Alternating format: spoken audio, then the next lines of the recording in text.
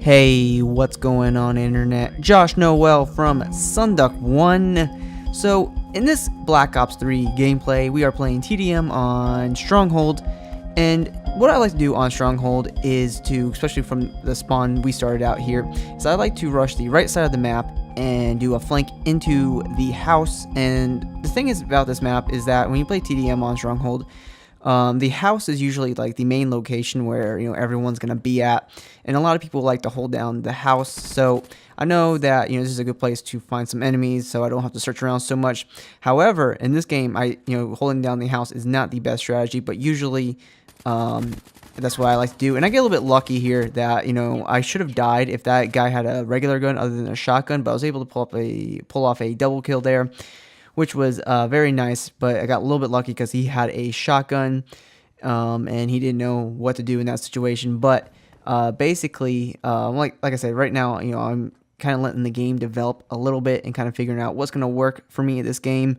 And like I said, my main strategy is just kind of stick around in the house a little bit. And I get a little call out here from my friend Seaminier.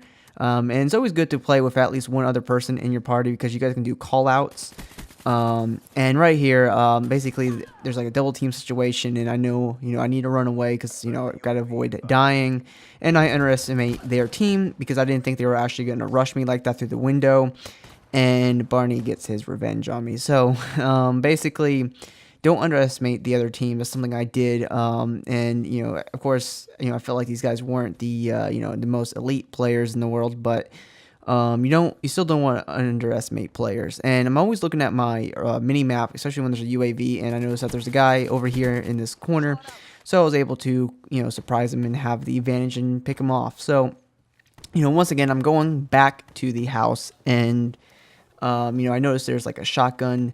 Well, not yet, sorry, I'm getting ahead of myself here. Yes, so there's a shotgun guy in that room. So instead of rushing the corner, going around, taking him head on, I'm gonna jump behind the table and try to get him long range. However, he goes and hides, and of course I have a certain rule where I can't stay in the same place for too long, so I kind of let him go, and then I'll go ahead here for the flank, and I'm able to pick up not just 2 but 3 kills in this little room. And then of course I don't know where anyone's at because I just killed half of the team, and I think someone's gonna jump through the window, but I was wrong. And I'm thinking they're gonna come downstairs, and I jump out the window, and I had no idea that they were kind of behind us, that we did a spawn flip. So you have to be aware at all times, kind of what's going on. I mean, first, this read, it was really hard for me to read what was going on, because I just had too much going on where I was at.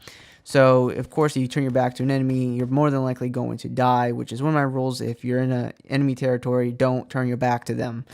But of course, that was just I guess a good kill on the other guy's part. But right here, you don't want to spend too much time in the middle of the map like I am right now. So because usually if you face someone across the map with an assault rifle, you have a 50-50 chance of killing them.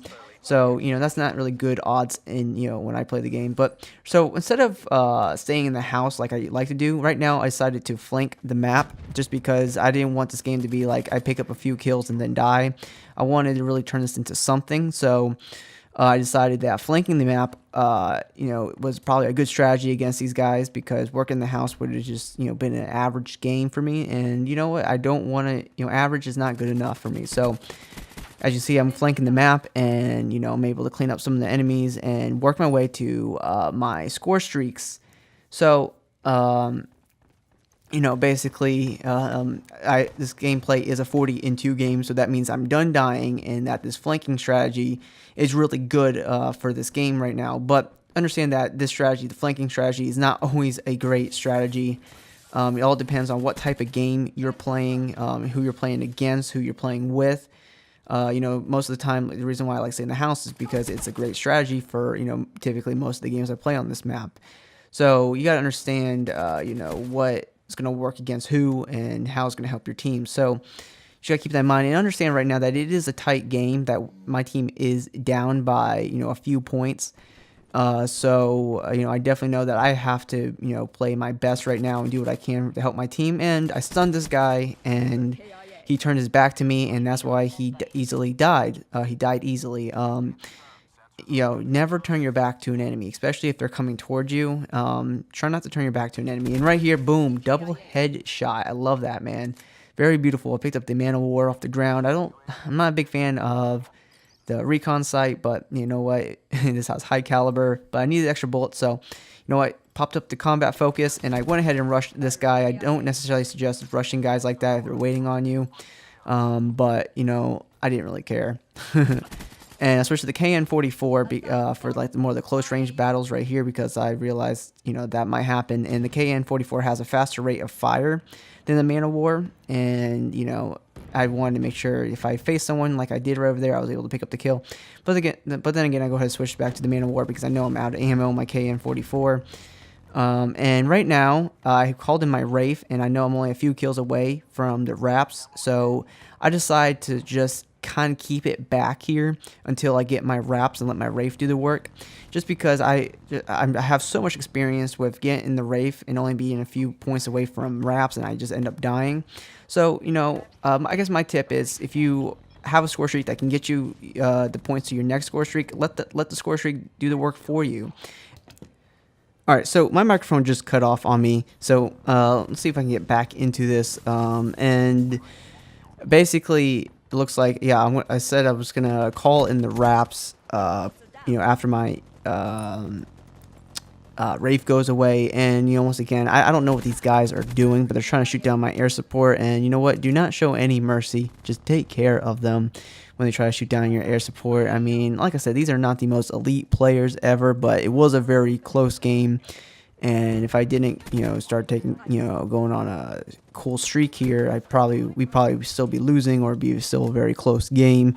So, you know, you gotta understand that sometimes, you know, it really comes down to you and, you know, your communication with your friends if you play in a party to win the game. So you just gotta keep that in mind. And you know, at this point, you know, anytime you call in wraps and you have, you know, like a Wraith, you know, it's like it starts to become hard to find enemies. So honestly, you just gotta you know, I mean, either deal with it, or you can have an objective to like kind of stay near a spawn and pick them off. But you gotta understand, when you do call in the wraps, is that people like to get on top of things, like this guy who's on the truck right here, you know. And once again, I put up the combat focus and was able to pick up a free kill, and I got very lucky right there that I didn't die. Whatever shotgun he's using, I'm not so familiar with the shotgun since I never use shotguns, but you know, try not to, I mean, that the range of that shotgun must be terrible, because I got very lucky that I did not die. And you know, once again, this guy's back up there, and I pull up like a nice little kill feed there with my wraps. You know, just gotta understand that you need to stay near things that you know, people can get on top of to avoid the wraps, like that truck. And you know, it's always great. And there it is, a 40-2 gameplay on Stronghold.